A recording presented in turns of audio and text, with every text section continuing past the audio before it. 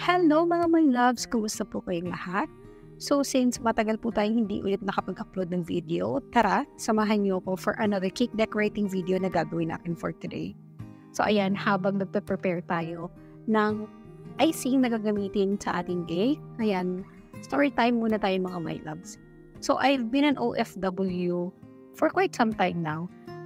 Nakapag-Saudi na ako, nakapunta na rin ako ng Kuwait, and then dito naman sa Qatar, magsi 6 years na po tayo mga my loves next month. Ayan, 6 years, medyo matagal-tagal.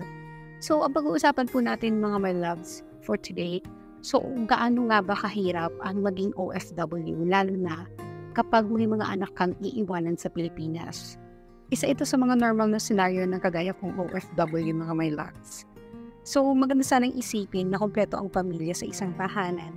May nanay, may tatay, kasama ang mga anak. Pero sa hirap ng panahon ngayon mga my loves, kinakailangan na nating makipagsapalaran sa ibang bansa upang may maibigay tayong magandang kinabukasan para sa ating mga anak, or meron tayong maibigay na maipang tutustos sa gastusin ng pamilya. Yung iisipin natin na malaki ang kikitain natin sa abroad, pero sa totoo lang, minsan hindi kanais-nais yung nagiging resulta nung nawawalay tayo sa ating mga anak. Kasi karamihan sa totoo lang, yung setup na nawawalay ang mga anak sa mga magulang, madalas ang nagsasuffer talaga yung mga anak na naiiwanan sa Pilipinas eh. Lalo't pat yung mga maliliit pa na naiiwanan, hindi pa nila fully na-understand or nauunawaan kung bakit wala ang mga magulang nila sa tabi nila. Lalo pa yung ibang mga bata na nakikita nila sa school, kumpleto ang pamilya, may nanay, may tatay, nakasama. In reality, sa totoo lang, hindi ginusto naming mga magulang na pumunta ng ibang bansa at iwanan kayo sa pangangalaga ng iba. Nagsasakripisyo, iyon ay isang malaking sakripisyo namin bilang mga magulang para maibigay ang magandang buhay para sa mga anak natin. Malaking sakripisyo bilang isang magulang na OFW ang mawalay sa mga anak natin na nasa Pilipinas. Hindi na natin iniisip kung ano ang pwede nating maibigay para sa sarili natin, kundi yung pangangailangan na dapat ibinibigay natin sa ating mga anak. Yung iniisip natin kung paano sila makakapagtapos ng pag-aaral, kung saan sila kukuha ng pambaon, kung saan sila kukuha ng pambili ng damit, ng sapatos, ng bag, at kung ano-ano pa ang mga kailangan at mga gusto nila. So, hindi madali ang mawalay sa mga anak natin. Kasi tayo bilang mga magulang, tinitiis natin yung lungkot na nararamdaman para sa pamilya, para sa mga anak.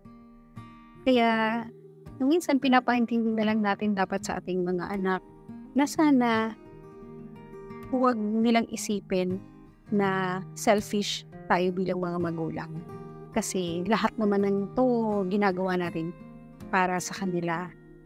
So ako personally bilang nanay, lagi akong pinapaintindi sa mga anak ko na hindi sa lahat ng pagkakataon ay magkahiwalay kami, or hindi sa lahat ng pagkakataon ay magkakalayo kami.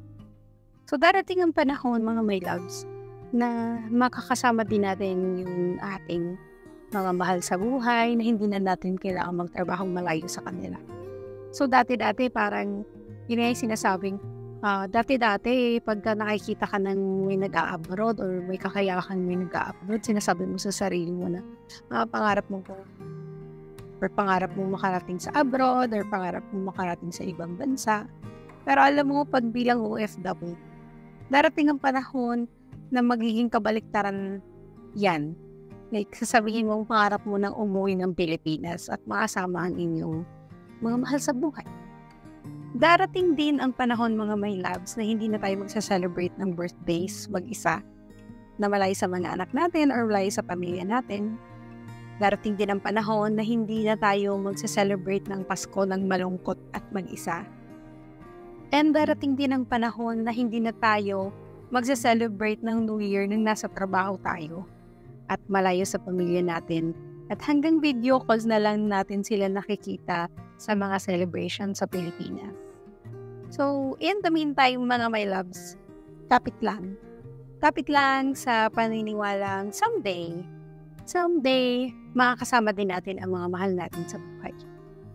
And above all, mga my loves, huwag po natin kalimutang mag-pray para bigyan po tayo ng sapat na lakas ng loob para magpatuloy sa buhay kahit malayo tayo sa ating mga mahal sa buhay. And ayan mga my loves, ang maibabahagi ko sa inyo habang nagde-decorate tayo ng cake.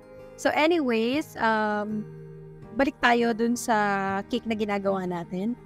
Matapos ko po siyang i-chill ng mga around 25 minutes mga my loves. Ayan, ready na po tayo na lagyan ng decoration or kulay yung ating cake. So, sa parting yan, naglagay lang po ako ng kulay yellow-green na icing. So, ayan. Nilalagay ko po siya using my angled spatula. So, actually po nakita ko po ito sa TikTok. So, ginagaya ko lang yung concept ng pagde-decorate ng cake na to. So, curious ako kung ano ang magiging kalalabasan nung una. Kasi first time ko po talaga siyang i-try. So, ayan. Lagay lang po siya around dun sa pinaka-lower part ng cake natin. And then later makikita po natin kung ano pa yung kalalabasan ng ating design. So, ayan. Lagay-lagay lang po tayo mga my loves. Yan. So, ayan. Natapos na natin. And then, may finishing touches na po ako. Parang binabawasan ko lang po yung parang mga excess nung sa design. So, para siyang grass. So, ayan mga my loves. Naglagay lang po tayo dyan ng printed topper na toy tanks. Kasi wala po tayong mahanap na talagang toy tanks sa any supplier ko po. Kaya sabi ko sa mother ni Ethan na kung pwede printed topper na lang ang ilagay, and nag-yes naman po siya. So, ayan. And then, finalize lang po natin by placing number 8 kasi since si Kuya Ethan is 8 years old na. So, ayan mga my loves. So, yan po yung cake for today natin. Sana nag-enjoy kayo. Maraming salamat. Bye-bye!